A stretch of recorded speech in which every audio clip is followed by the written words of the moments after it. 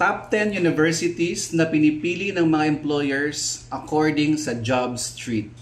Alam mo ba na ayon sa JobStreet Seek, na may mga top 10 universities na pinipili ng kumpanya para sa hiring. At ngayon, ibabahagi ko sa inyo ang top 10 universities na hinahanap-hanap ng mga kumpanya o ng mga employers. Bawat taon, nagko-conduct ng survey ang JobStreet sa daang-daang kumpanya para alamin kung ano ba ang mas preferred nilang i-hire sa mga universities dito sa Pilipinas.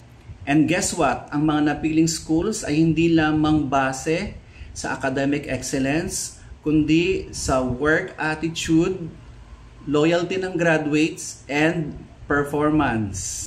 10, 9, and 8, ang tatlong university po na ito ay nagtay.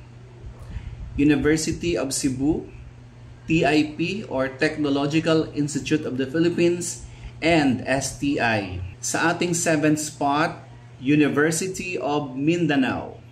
Pang-anim na spot, Batangas State University. Ang pang-limang spot ay nakuha ng Mapua University.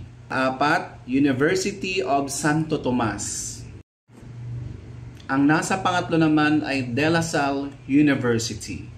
Number 2, of course, University of the Philippines. Ang nangunguna sa lahat, nakuha ng PUP or Polytechnic University of the Philippines. Ano naman ang nais iparating nito sa atin? Hindi ibig sabihin na hindi ka galing sa top 10 ay wala ka ng chance.